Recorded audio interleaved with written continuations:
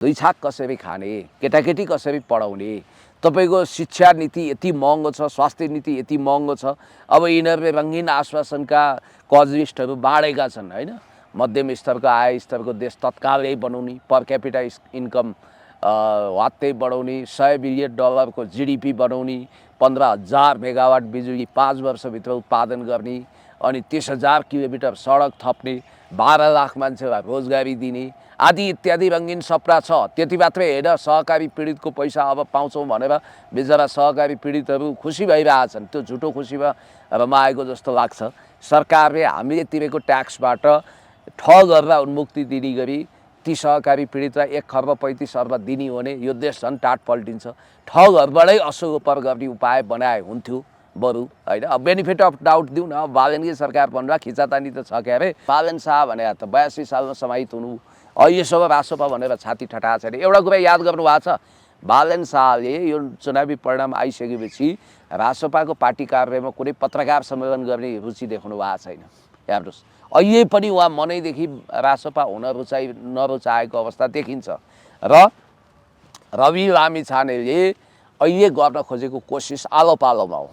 अहिले उनलाई थाहा छ कि यो बालन बेग रोक्न सकिँदैन, तर एउटा काम गर्न सकिन्छ। त्यो भनेको अढाई वर्ष वा 3 वर्ष बालन, 2 वर्ष म, त्यतिन्जेलसम्म मेरो मुद्दा टुङ्गिएला। अहिलेको लागि म त सुन्दैछु रविजीलाई गृहमन्त्रीको रूपमा स्थापित गरेर जाने पक्षमा पनि हुनुहुन्न रे उहाँ। राम्रो काम गऱ्यो भने राम्रै भनौँला हामी। ओहो गतिको काम सुरु गरे है केटाहरूले, राम्रै गरे, यत्तिको गरे है। केटाहरू किन भने हामी पनि अहिले बुढा भयौँ कि, उनीहरू अहिले युवा नै छन् बालनहरू होइन। यत्तिको गरे है आहा भनेर भन्न पाउन। ल हामीले गरेका शङ्काहरू फेल खुवाइदिउन्, हामीले सोचेको भन्दा राम्रो सुशासन ल्याउन्, अनि स्थितिको शासन बसौन्, अनि त्यसपछि अराजकता अन्त्य गरून्। स्थिर सरकार त उनीहरूले प्राप्त गरे, स्थिरता ल्याउन्, स्थिरताले विकास ल्याउन्, शान्ति ल्याउन्। राष्ट्रियताको सवालमा सबभन्दा बढी क्वेसन मार्क उठेको छ। पुण्य गौतमजी हाम्रो साथ हुनुहुन्छ। पुण्य सर, यहाँलाई हार्दिक स्वागत छ। थ्याङ्क यू सो मच, धन्यवाद। आराम हुनुहुन्छ पुण्य सर? ठिक छ। अब घामै लाग्नु छोड्यो होइन। अब यो त प्रकृतिलाई, यसको लागि सम्पूर्ण रूपमा प्रकृति जिम्मेवार छ। दोष दिएर पनि हुँदैन, उसको लीला हो। अनि कतिपयले चाहिँ ट्रोल बनाउनको लागि सूर्यमा भोट नहाले भएर घाम लाग्न छोड्यो भन्दै रहेछन् होइन। प्रकृति रिसायो भन्दा पनि कुरा चाहिँ के हो नि, प्रकृतिको भन्दा पनि काठमाडौँको AQI 192 छ। हो। तेहरान त्यत्रो ब्लास्ट भएको ठाउँ होइन, युद्धग्रस्त ठाउँको चाहिँ 64 छ कि के भएको छ र हाम्रो यो? इरान युद्धग्रस्त छ, धुवाँको कोइरी मण्डल छ, तैपनि त्यहाँको पल्युसनको रेट नेपालको भन्दा ज्यादै कम छ। नेपालमा 192 को रेसियोमा पोल्युसन छ भने त्यहाँ कति भन्नुभयो? 64 भन्ने बित्तिकै हामीले के त्यस्तो अपराध गरेछौँ? जङ्गलहरूको धनी देश, प्राकृतिक खोलानाला छ, प्राकृतिक उपहारले सजिसजाउ भएको देशमा हामीले इन्भाइरोमेन्टमा पोल्युटेड गर्न के त्यस्तो खालको गम्भीर किसिमको अपराध गऱ्यौँ जसको कारण प्रकृति हामीसँग रिसाएको छ। र तपाईँले भने जस्तै धेरैलाई यो सर्दी लाग्ने, विभिन्न रोगले सताउने, पानी नपरेको, हेर्नुहोस् खुलेर पानी नपरे कति दिन भयो? धेरै भयो। हो, यही कारण। पहिला पनि यस्तो भएको थियो। यो कुनै सरकार बन्ने, कुनै पार्टीको सफलता वा असफलताले यसलाई डिटरमाइन गर्दैन, किनभने यो हाइपोथेटिकल कुरो हो। अनि यसलाई डिटरमाइन त गर्दैन, तर विश्व बैंकबाट हामीले 7 अर्ब रुपियाँ ऋण अनुदान लिएछौँ। आज मात्रै त्यो स्वीकृत भयो भन्ने कुरा आयो। तर सरकारले पल्युसन फ्री बनाउने भनेर सधैँभरि ऋण लिन्छ, नारा बनाउँछ, विभिन्न कालापत्थरमै गएर बैठक पनि राख्छ होइन, UN मा पनि कुराहरू उठाउँछ। तर त्यहीँ भक्तपुरमा इँटाभट्टाको निर्बाध रूपमा चलिरहेछ इँटाभट्टा होइन। काठमाडौँ जस्तो डेन्सली पपुलेटेड एरियामा इँटाभट्टा निर्बाध रूपमा चलिरहेको छ, फ्याक्ट्रिजहरू चलिरहेको छ। ल फ्याक्ट्री त बाध्यता हो, तर इँटाभट्टा चाहिँ तपाईँको निर्बाध रूपमा चलिरहेको छ। त्यो कन्स्ट्रक्सन एरियाहरू ओपन छ, पुरै धुलो कुइरी मण्डल छ, ठाउँ ठाउँमा दोजेर हानेका धुलोहरू कुइरी मण्डल छ क्या। यो त हामीलाई त कस्तो थियो कि बोइलर फार्म जस्तो भयो क्या। बोइलरलाई के हुँदो रहेछ भने त्यो दानामा पनि बालुवा मिसाउँदो रहेछ। थाहा छ तपाईँलाई? थाहा छ। त्यो वेट बढाउनको लागि दानामा पनि बालुवा मिसाउँदो रहेछ। मरोस् कि बाँचोस् के मतलब। हामी जनता पनि त्यस्तै भयो कि सर। होइन, त्यो त तपाईँ देख्नुहुन्छ नि, चना, केराउ, मासको दालमा त यहाँ ढुङ्गा मिसाइदिन्छन्, दाँतमा सिरिङ लाग्छ। यस्ता अपराधीहरू छन् होइन। अखाद्य पदार्थहरूको मिसावट हुने, अनि त्यसपछि तपाईँको एयर पोल्युसनको निम्ति तपाईँले भने जस्तो नकारात्मक योगदान दिने इटा भट्टाका चिम्नीहरूबाट एकदमै धुवा छुटिरहेको छ, चारैतिर पोल्युसन छ। तपाईँले अघि भन्नुभयो नि माधव नेपालको पालामा माउन्ट एभरेस्टको मुनि काला पत्थरमा गएर ग्लोबल वार्मिङ क्लाइमेट चेन्जको विषयमा अन्तर्राष्ट्रिय समिट भयो। सुन्नुहोस् है, त्यत्रो खर्च गऱ्यौँ हामीले यो ग्लोबल वार्मिङको बेलामा, यो क्लाइमेट चेन्जको बेलामा हाम्रो जस्तो प्रकृतिले वरदान साबित गरेको देशलाई झन् स्वस्थ राख्नुपर्ने भयो। तपाईँले भने जस्तो वर्ल्ड ब्याङ्कबाट 7 अर्ब रुपियाँ लोन त हामी लिन्छौँ, अब त्यो लोनको ब्याज पनि हामीले चुक्ता गर्नुपर्छ, साउ पनि चुक्ता गर्नुपर्छ। आखिर इन्भाइरोमेन्ट झन् पोल्युटेड भएको छ। मान्छेलाई के रहेछ भने नि, मैले तपाईँको कुराको गुह्य अर्थ त्यसको एकदम चुरो कुरामा म जान्छु कि तपाईँले धेरै मार्मिक कुरा गरिरहनु भएको छ। जस्तो मान्छेले यो होइन, अस्ति एकजना मान्छे हल्का ज्वरो आएको रहेछ, इलेक्सनमा यताउता हिँडे, हिजो मलामी गएर आए। अर्को एकजना गाउँकै चेली चाहिँ यहाँ पशुपतिमा दाह संस्कार भएछ होइन। मान्छे भङ्गेरो मरे जसरी फिट्ट मरिरहेको छ कि यो एयर पल्युसनले गर्दा। हो नि, हो। अहिले कोभिड स्टाइलको चाहिँ तपाईँको यस्तो निकै नहुने खालको इन्फ्लुएन्जा, तपाईँको कफ त्यस्तो भइरहेछ कि होइन, साइलेन्स किलिङ जस्तो तपाईँको केही देखिँदैन, उसलाई हार्ट एट्याक आउँछ अनि ब्रेन स्ट्रोक हुन्छ, अथवा उसलाई विभिन्न किसिमको प्रब्लम हुन्छ र सुतेको मान्छे नउठ्ने खतरा छ। त्यो भएको हुनाले बी केयरफुल भनेर भन्नुपर्ने बेला आएको छ। फेरि यस्तो अवस्था हुँदाखेरि अलिकति केही हुन्छ नि, तपाईँको यो इमर्जेन्सी लागू गरेर के गर्नुपर्ने हो होइन। हामीले त्यो इटाभट्टा अहिले तत्कालको लागि बन्द गर्नुपर्ने हो कि अलिकति पानी परे पछाडि चाहिँ चलाउने हो कि नत्र कसरी सास फेर्नै सकिँदैन अहिले? होइन, त्यसको लागि ल यस्तो बिजोग भइरहेछ, मलाई बोल्नको लागि गाह्रो भइरहेछ, आँखा होइन, त्यसको लागि केही छैन। तपाईँको सरकारले के गर्नुपर्छ भने यस्तै बेलामा सरकार चाहिने हो। बालेनजीको लगभग सरकार बन्यो, सुशीला कार्कीको अन्तरिम सरकार विदाई हुँदै गर्दा बालेनको सरकारलाई स्वागत गर्ने हामी उन्मादमा छौँ, रमझममा छौँ, हामी उत्सवमा छौँ। तर देश बर्बाद भइरहेको कुरा, बर्बाद भनेको विकास नभएर महँगी बढेर भ्रष्टाचार बढेर मात्रै हुँदैन, पल्युसन बढेर मान्छेको जीवनै तबाह हुने किसिमको यो अवस्था छ। विश्वको पोल्युटेड सिटीमध्ये एउटा भइसक्यो काठमाडौँ, र हामीले घामको मुख देख्न नपाएको यति दिन भयो। जबकि अहिले त छ्याङ्ग घाम लाग्नुपर्ने यो जाडो महिना पनि होइन, हामी चैत महिनामा प्रवेश गर्दैछौँ। र अर्को इन्ट्रेस्टिङ कुरा चाहिँ के छ भने यस्तो बेलामा सरकारले पब्लिकलाई, सुन्नुहोस् है, पब्लिकलाई सब्सिडी दिने र केही दिन हुनसक्छ 1 हप्ता जति ननिस्किनको लागि आह्वान गर्न सक्छ र पोल्युसन फैलाउने कारखानाहरूलाई सहरी क्षेत्रबाट बाहिर सार्ने वा त्यसलाई आवधिकमा केही समयसम्म बन्द गर्न सक्छ। तर त्यसमा ध्यान छैन। अस्ति तपाईँले कति मार्मिक कुरा गर्नुभयो, हामी ठुला चकाचौध विकासको इन्फ्रास्ट्रक्चरको कुरा गर्छौँ, तर हाम्रो महँगीको रेसियो, मुद्रास्फीति यति चर्को छ कि हामी जस्तो 3200-3400 बोरा चामल छ, त्यो युरोपको अमेरिकाकै तुलनामा पर्छ, त्यो त्यति महँगो छ। महँगीले आकाश छोएको छ, तर हाम्रो आय स्तर छैन, श्रमिकको ज्याला छैन, केही लुटेर वर्गहरूले कालो धन बटुलेर राखेका छन्।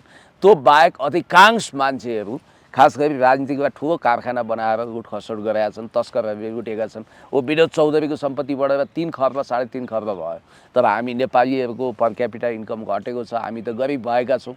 यतिसम्म कि तपाईँको जस्तो अहिले हाम्रो आय स्तर किन बढेन?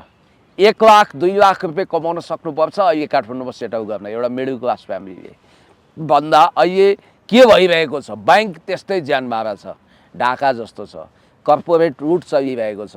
25 लाख लोन निकाल्न 4 करोडको घर धितो राख्दा ब्याङ्कको इन्टेन्सन नै त्यो घर खाइदिने हुन्छ र उसले किस्ता नचुकाएको बाहनामा, अरू बाहनामा पहिला सुदखोरहरूले खान्थे, अहिले एकदम सुपर सुदखोरको रूपमा, सुपर सामन्तको रूपमा ब्याङ्क आएको छ र ज्यानमारा तरिकाको कर्पोरेट लुट, फाइनेन्सियल एक्सटोर्सन भइरहेको छ। अब यहाँ के रहेछ भने ट्याक्सीको सिन्डिकेट विनोद चौधरीको हातमा छ। भारतमा 10-12 लाखमा पाइने ट्याक्सी बकैदा नेपाल ल्याएर उनीहरूको लाइसेन्स होल्ड उसले गरेका छन्, हामीले यहाँ 25-30 लाखमा किन्नुपर्छ होइन। भनेपछि अब कसले यो गर्ने के? चकाचौध गर्न, रमाइलो कुरा गर्न, मिठो कुरा गर्न, मान्छेलाई बहकाउन खुब सजिलो छ। हामी अब निर्वाचन भयो, त्यो महाउत्सवमा हामी बहक्यौँ होइन। अब त्यो बेलामा हामीले निर्वाचनलाई सबैले उत्सव इलेक्सन मेनिया नै भयो। तर भइरहेछ के भने अब हेर्नुहोस् है, पाकिस्तानले ऊर्जा सङ्कट घोषणा गर्यो। भारतमा 25 दिनको लागि पुग्ने स्टक थियो, यद्यपि अहिले भारत सरकारलाई केही सहुलियत भयो किनभने अमेरिकाले रुससँग तेल किन्नको लागि 30 दिनको सहमति दिएको छ। त्यसले हामीलाई पनि केही राहत त मिल्ला।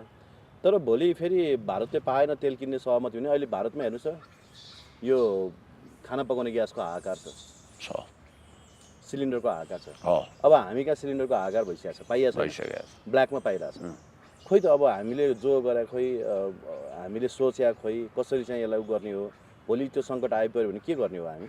वैकल्पिक चिज इरानको युद्धको प्रभाव नेपालमा पर्यो भने हामी कसरी तयार पर्यो त परिसक्यो, महँगी बढिसक्यो, कालोबजारी बढिसक्यो, मार्केटमा सर्टेज छ, ग्यास तेल खाद्यान्नको सर्टेज भइसक्यो। स्ट्रेट अफ होर्मुजको बाटो हुँदै विश्वमा 30% तेलहरू आवत जावत हुन्थ्यो, त्यो जलडब्बर जलमार्ग बन्द भइसक्यो। अब फेरि हिजो मात्रै इजरायल र इरानको बिचमा बमबारी लगातार चलिरहेको छ र हामी हायतोबा भएका छौँ। अब हामीलाई तपाईँले भने जस्तो खुब इलेक्सन मेनियाले छोएको छ, मान्छे उन्मादमा छन्। यो पनि के रहेछ भने नि सर, फेसबुकमा रमाउने हल्ला गर्ने र त्यसले प्रभाव पार्ने भनेको चाहिँ पेट भरिने मान्छेहरूको रहेछ के यो क्रियाकलाप। जो मान्छे साँच्चै सीमान्त पीडामा छ, दुःखमा छ, त्यो मान्छेलाई यी कुराहरूले छुँदैन। किनभने कसरी ह्यान्ड टु माउथको प्रब्लम सल्भ गर्ने, दुई छाक कसरी खाने, केटाकेटी कसरी पढाउने, तपाईँको शिक्षा नीति यति महँगो छ, स्वास्थ्य नीति यति महँगो छ। अब यिनीहरूले रङ्गीन आश्वासनका कजलिस्टहरू बाँडेका छन् होइन। मध्यम स्तरको आय स्तरको देश तत्कालै बनाउने, पर क्यापिटा इन्कम वात्तै बढाउने, $100 बिलियन को GDP बनाउने, 15,000 मेगावाट बिजुली 5 वर्षभित्र उत्पादन गर्ने, अनि 30,000 किलोमिटर सडक थप्ने, 12 लाख मान्छेलाई रोजगारी दिने आदि इत्यादि रङ्गीन सपना छ। त्यति मात्रै होइन, सहकारी पीडितको पैसा अब पाउँछौँ भनेर बेचारा सहकारी पीडितहरू खुसी भइरहेछन्। त्यो झुटो खुसीमा रमाएको जस्तो लाग्छ। सरकारले हामीले तिरेको ट्याक्सबाट ठग गरेर उन्मुक्ति दिने गरी ती सहकारी पीडितलाई 1,35 अर्ब दिने हो भने यो देश झन् टाट पल्टिन्छ। ठगहरूबाटै असोपर गर्ने उपाय बनाए हुन्थ्यो बरु होइन। अब बेनिफिट अफ डाउट दिउँ न, अब बालनकै सरकार बनेर खिचातानी त छ क्यारे। अब हिजो सुरु भएछ नि राजु पाण्डे पाण्डेले त वार्निङ दिएको, त्यही भएर अब पुलिसको हाकिमबाटै वार्निङ आउनु पर्यो नि। फेरि रासपा भने त सेमी पुलिस पार्टी पनि रहेछ, 10 जना जति प्रहरी ब्याकग्राउन्डको मान्छे। जस्तो गोकर्ण विष्टजीलाई हराउने गोविन्द पन्थीजी पनि पुलिस। अब विश्वराजजीले 5 मतले जित्नुभयो, उहाँ AIG। विक्रम सिंह थापा पुलिस। यस्तो धेरै रहेछन्। र एउटा त्यो के भाइ गेलाल भाइ भन्ने त हाँसेर त्यसै खित्का छोडेर पहिला मेयरमा हारेका थिए, स्वाटै सांसद भइयो भनेर खुसी मनाइरहेछन्। जनता रोइरहेछन्, मुलुक तबाह हुँदैछ, इकोनोमिकली हामी क्रास हुँदैछौँ। अब हो राजु पाण्डेजीले त्यो भन्नु पर्यो किन होला भन्ने मलाई लाग्छ भने अब अहिले दौडधुप चलेर फेरि असीम शाहको हेडक्वार्टरमा पनि मान्छे जान थालेछन्। शक्ति केन्द्रहरू विभिन्न रहेछन्। अहिले कुमार बेनको नम्बर खोजेर हैरान गरिसकेर फेरि लौ न बालेनजीलाई भन्नु पर्यो भनेर यो नयाँ चुनिएका सांसदहरूले कुमार बेनको नम्बर पत्ता लगाएर हैरान गरिसके भनेर एकजना राष्ट्रपालले मलाई बिहान भन्दै थियो। भनेपछि अब स्थिति के भयो त देशमा भन्दा यही सत्ताको कुर्सीको लडाइँ रहेछ नि। 18 थान मन्त्री बनाउने होला, 4 जना विज्ञबाट बनाउने रे, 14 जना चाहिँ तपाईँको संसदभित्रबाट बनाउने भनेपछि को विज्ञ बनाउने उनीले सुन्दैछु। रामेश्वर खनाललाई नै मन पराइरहनु भएको छ रे बालेनले। अर्थमन्त्रीको स्वर्णिमले मुख बिठाइरहेछन्, उनको सम्भावना के कसो हुने हो। रविजी पुरै कमजोर भएको स्थिति छ र त्यही कन्ट्राडिक्सन हुनाले नै प्रधानमन्त्री पदमा खिचातानी चलेकै हुनाले रवि लामिछानेको पनि जिकिर के छ भने मलाई शपथ गर्न बकाइदा दिन्छ भन्ने उहाँको रहेछ। र पार्टीमा अब घुमाउरो तरिकाले संसदीय दललाई नै जिम्मेवारी दिने, सांसदहरूलाई नै जिम्मेवारी दिने भनेर आफूलाई बहुमत सिद्ध गरेर रविजीले चाहिँ उही 15 सालमा बिपी पोजिटिभ तरिकाले आफूलाई संसदीय दलको नेता बनाउनु भयो। अब अहिले चाहिँ ठ्याक्कै नेगेटिभली खेल्न खोजे जस्तो देखिन्छ, तर बालन शाह सहेर बस्ने जस्तो देखिएन। रविको पनि प्रधानमन्त्री बन्ने महत्त्वाकांक्षा पलाएको देखियो नि त। नभए DP अरियालले खोइ त्यो सम्झौता त हामीलाई थाहा भएन, म अध्ययन गर्छु भनेर भन्छन्। पहिला तिनै DP अरियालले बालेन्द्र शाह उर्फ बालेन शाहजीलाई हामीले भावी प्रधानमन्त्री मान्यौँ, उहाँ सेकेन्ड इन कमान्ड हुनुभयो, अब हामी लहर ल्याउँछौँ भनेर चुनावमा घुमिया होइन। यस्तो लाग्थ्यो मधेसको 32वटा सिटमा त अरू कोही होइन, एक्लै बालेन उठिरहेका छन्। नभन्दै बालेन मेनिया, बालेनको जादु चलेको हामीलाई मन परे पनि नपरे पनि वैचारिकमा असहमत भए पनि त्यो पार्टीभित्र यसपालि क्लिन स्विप गर्न बालेनको म्याजिक प्रयोग गरेको हो। बालेन लाई एउटा म्याजिक कार्डको रूपमा प्रयोग गरे। तर अहिले भयो के भने यो पैसा देखेपछि महादेवको त्रिनेत्र भन्थे, सत्ता देखेपछि मान्छे धर्म रिदो रहेछ। रविजीलाई के लाग्यो भने मुद्दाको बारेमा छिनोफानो हुँदै गर्छ, जेसुकै होस् भनेर अब त्यहाँ त्यो पार्टीको विधान संशोधन गर्नै पर्ने भएछ। फेरि त्यो पार्टीको विधानमा चाहिँ पार्टी सभापति मात्रै संसदीय दलको नेता हुन सक्छन् भनेको छ। संसदीय दलको नेता नचुनिकन कोही मान्छे पनि प्रधानमन्त्री हुन सक्दैन। मलाई लाग्छ यिनीहरू आलो पालोमा सायद रविजीले टाङ अडाउनु होला जस्तो लाग्छ अहिले। आलो पालो फेरि आलो पालो भने त अनि त्यही प्रचण्ड ओलीकै सिनारियो दोहोरिने भयो नि त। किनभने राजु पाण्डेको एउटा भाषा त्यही त हो नि, सबै त्यही हुने त हो सर। यो रूप फरक हो, सार एउटै हो, एउटै ट्याङ्कको मुला, एउटै ड्याङको हो।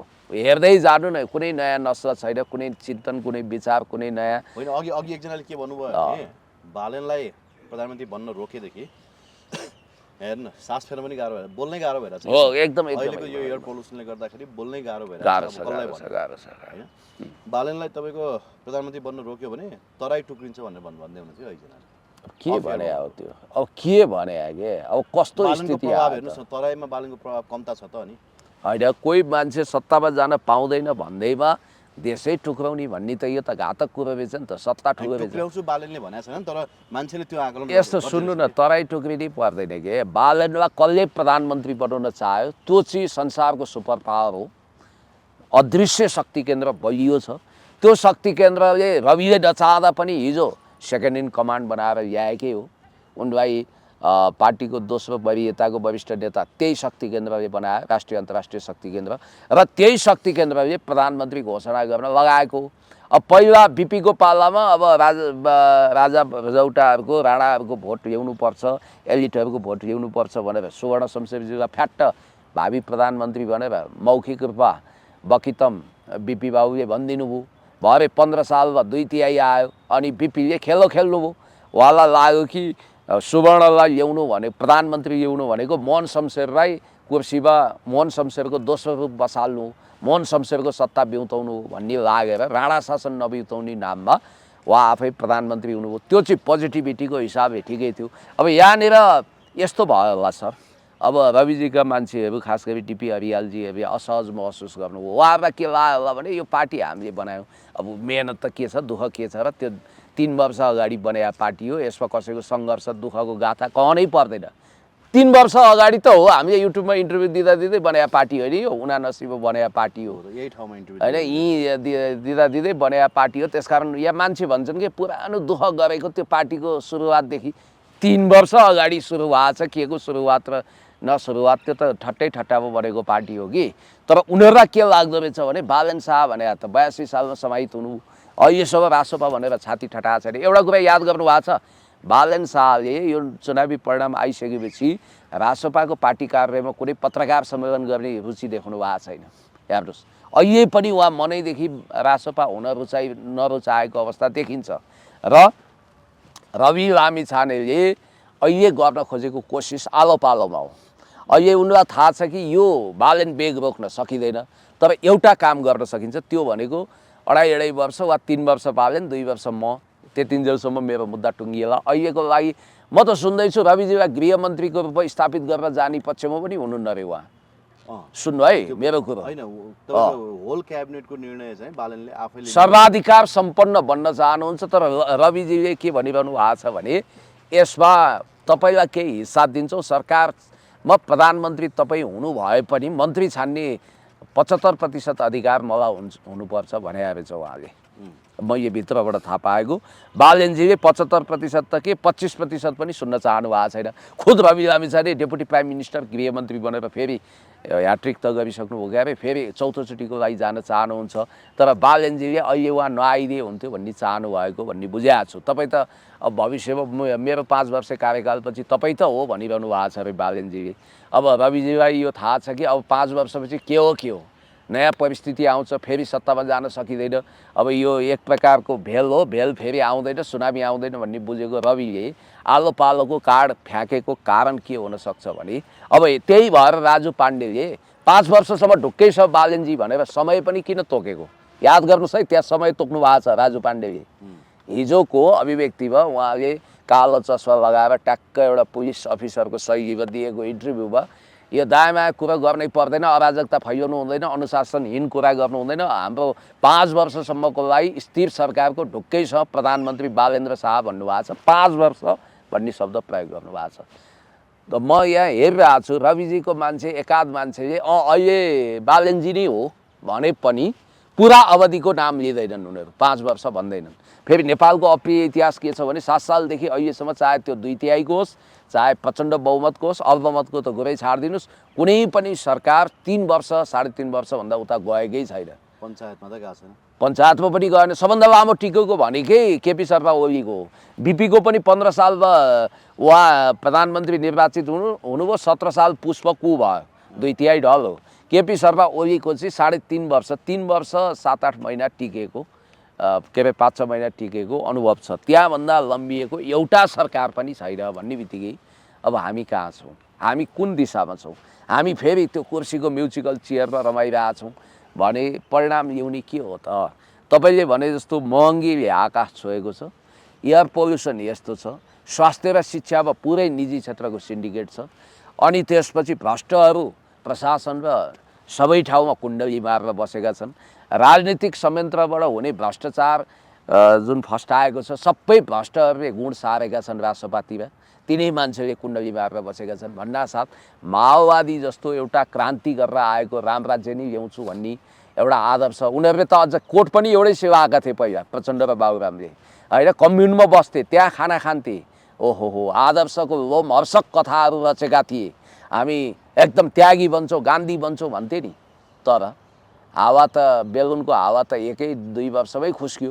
त्यसकारण काठमाडौँको यो हरामी वायु यस्तो छ कि चाहे एयर पोल्युसन गर्ने वायु होस्, चाहे राजनीतिक प्रदूषित वायु होस्, त्यसले भ्रष्टीकृत गर्छ।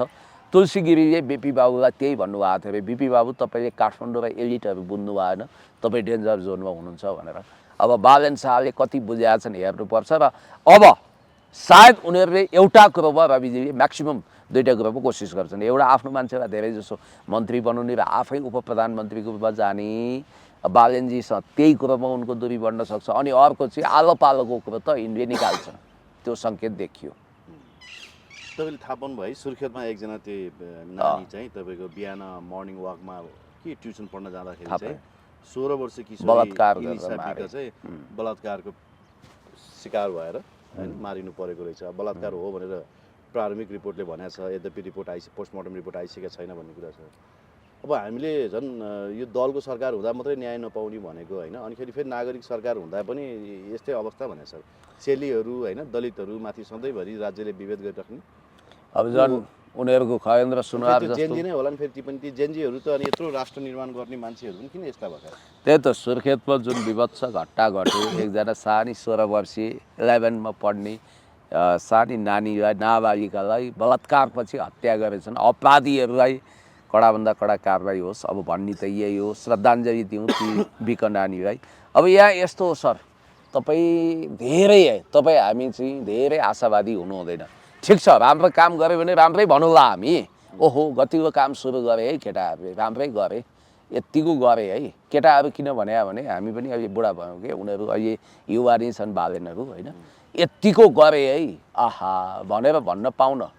ल हामीले गरेका शङ्काहरू फेल खुवाइदिउन्, हामीले सोचेको भन्दा राम्रो सुशासन ल्याउन्, अनि थितिको शासन बसौन्, अनि त्यसपछि अराजकता अन्त्य गरून्। स्थिर सरकार त उनीहरूले प्राप्त गरे, स्थिरता ल्याउन्, स्थिरताले विकास ल्याउन्, शान्ति ल्याउन्। राष्ट्रियताको सवालमा सबभन्दा बढी क्वेसन मार्क उठेको छ।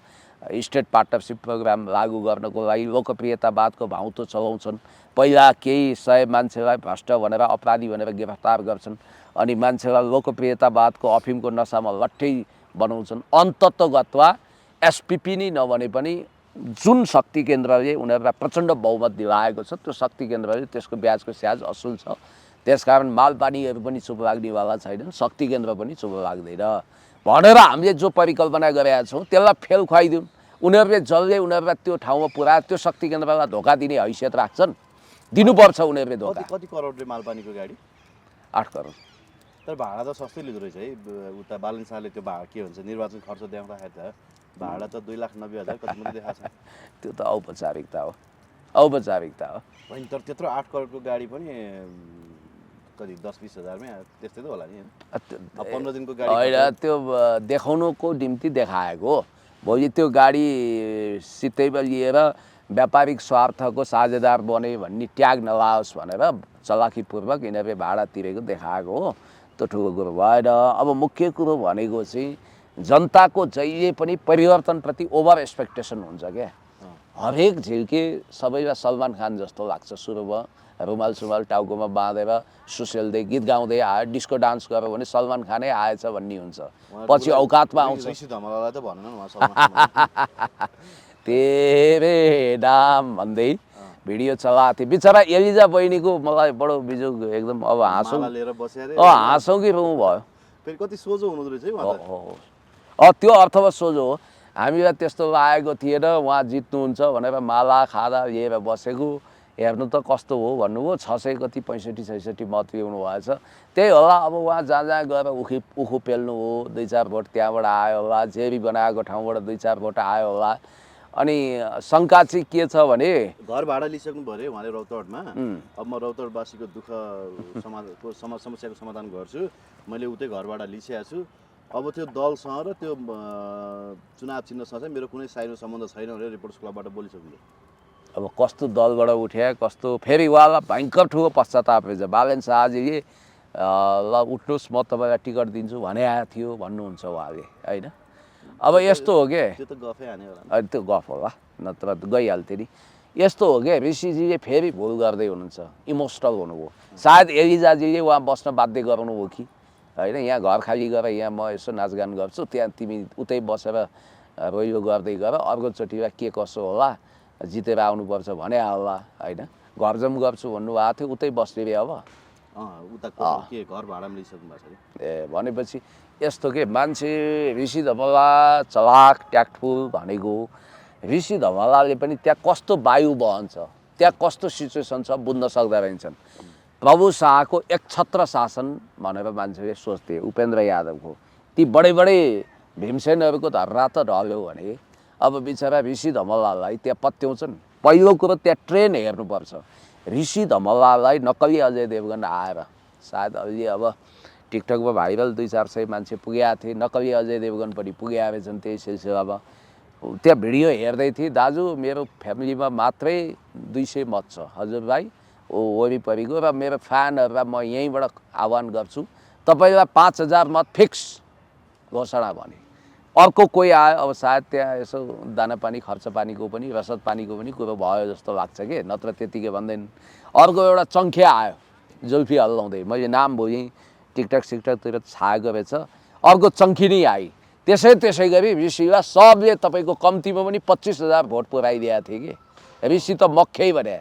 अनि त्यही भएर अब सूर्य थापाजी फेरि अब सूर्य थापालाई त त्यो माला लाउनेले नि भोट दिएनन् रे क्या, माला लगाइदिनेले पनि। अनि लगायो त माला मात्रै 2 ट्रक लगाइदियो अनि माला लगाउने भोट नदिने भनेपछि अचम्मै भयो नि। यसपटक अब सुनिल शर्माले अस्पताल बन्द गरेको सूचना आयो हेर्नुहोस् है। दुर्गा प्रसादले खुच्चिङ ठिक्क पार्यो सुनिल तिमीले यत्रो गरेका थियौ।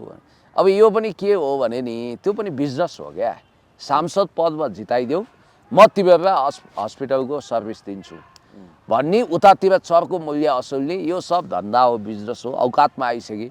अब चन्द्र भण्डारीले अस्ति झन्डै रुन मात्रै बाँकी राख्नुभयो क्या।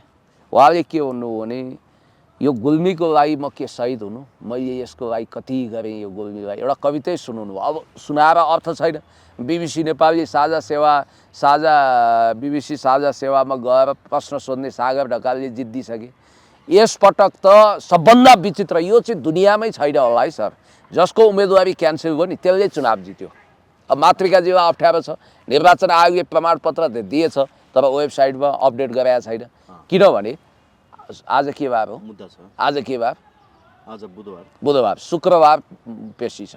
शुक्रबारको मुद्दाले मान्छेहरू के भन्छन् भने अहिले रासपाको हावा जताततै बग्यो, रासपालाई 2/3 पुर्याउनु छ, त्यसकारण ती किशोरी शाहले नै प्रमाणपत्र पाउँछन्, अन्ततगत निर्वाचन आयोगको फैसला रद्द हुन्छ भनेर भनिरहेछन्। भनेपछि अब महावीर पुञ्जीको हेरौँ। महावीर पुञ्जी रासपा किन ढुक्क छ थाहा छ? महावीर पुन कतै जाँदैनन्।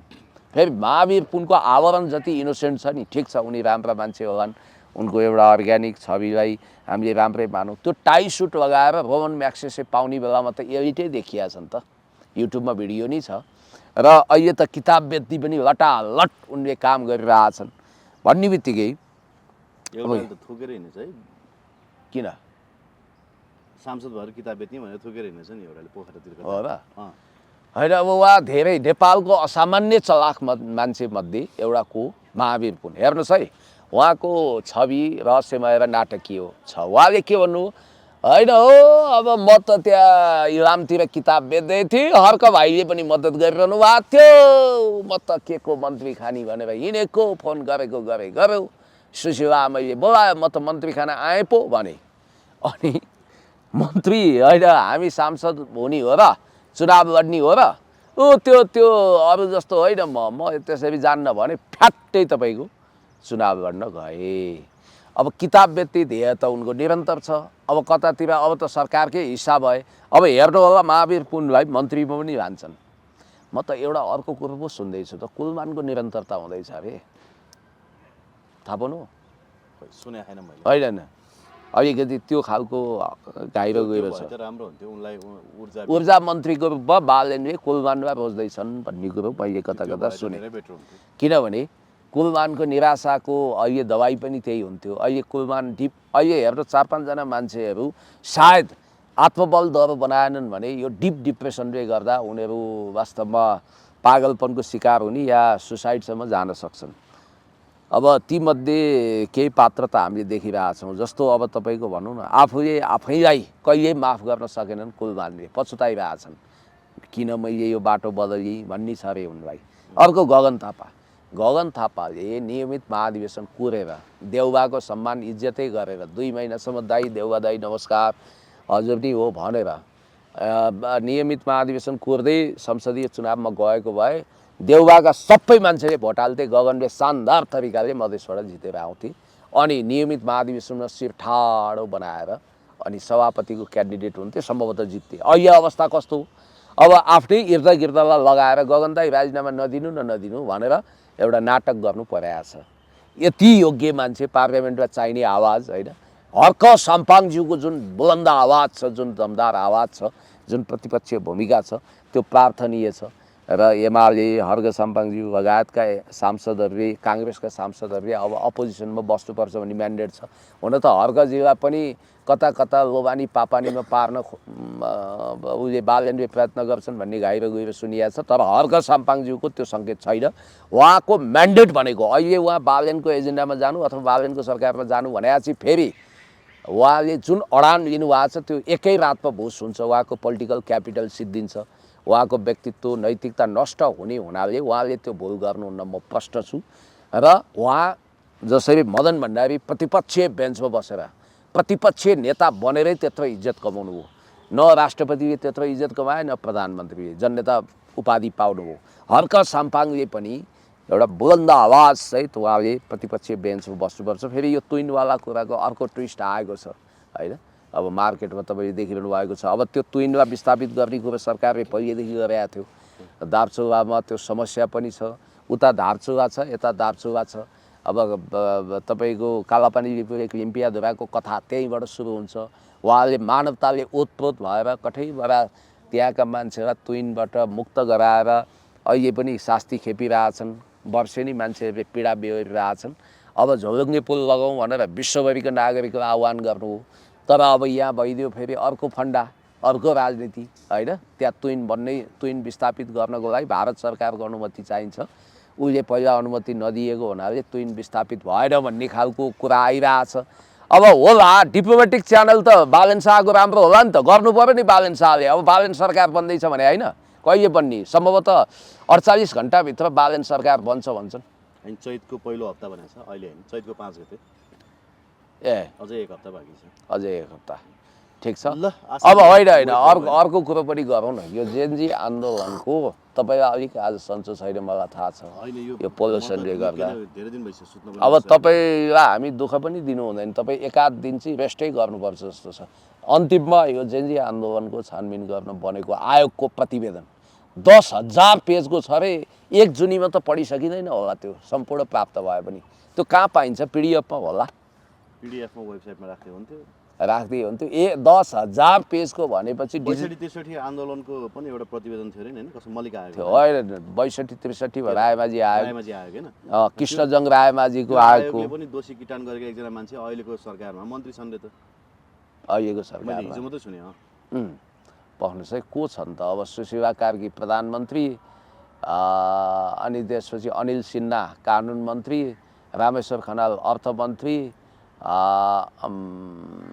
को छ र उकेरामा छ भने भन्नुहोस् न, मैले हेर्नु ए होला होला कोही पख्नुहोस् है अहिले म तपाईँको होइन त्यही आयोगले दोषी त्यो कुर्नै परेन नि के अरे रायमाझी आयोगले दण्डित गर्न सिफारिस गरेको कमल थापै गृहमन्त्री वा कमल थापा उप प्रधानमन्त्री भने रुकमान्द कटवाल प्रधान सेनापति भए, लोकमान सिंह कार्की मुख्य सचिव भए, अख्तियार अख्तियारको प्रमुख आयुक्त भए, 46 सालको दोषी किटान गरेको सूर्यबहादुर थापा लोकेन्द्र बहादुर छन् कालान्तरमा प्रधानमन्त्री भए। त्यसकारण मलाई जहाँसम्म लाग्छ 24 गतेको घटनालाई हुन त विज्ञानराज शर्माज्यू पूर्व एआइजी प्रवक्ताले के भन्नुभएको छ भने 24 गतेको घटनालाई पनि संश्लेषण गरेका छौँ, त्यसका दोषीलाई पनि कारबाही सिफारिस गरेका छौँ भन्नुभएको छ। तर यहाँ मिडियामा के आइरहेको छ भने अब हामीले त पढ्न पाएको छैनौँ, त्यो बाहिर सार्वजनिक भएको छैन, तर मिडियामा आएको कुरा अनुसार चाहिँ 23 गतेलाई नै फोकस गरेर 24 गते जेएनजी आन्दोलनको नाममा सिंहदरबार सर्वोच्च अदालत BICC सबै जलाउन अगाडि बढेकाहरू र 50 खर्बको सम्पत्ति नोक्सान गर्ने प्रमुख भूमिका खेलेका अहिले राजसभाकै 30 जना जति सांसदलाई फौजदारी कारबाही हुने हुनाले त्यसलाई चाहिँ राज्यले अनुसन्धान गरोस् भन्ने हिसाबले प्रतिवेदनमा घिसेपिटे सन्ध्या भाषा प्रयोग गरिएको छ रे, यो आपत्तिजनक छ। ल हस्, थ्याङ्क यू भेरी मच। धेरै धेरै धन्यवाद।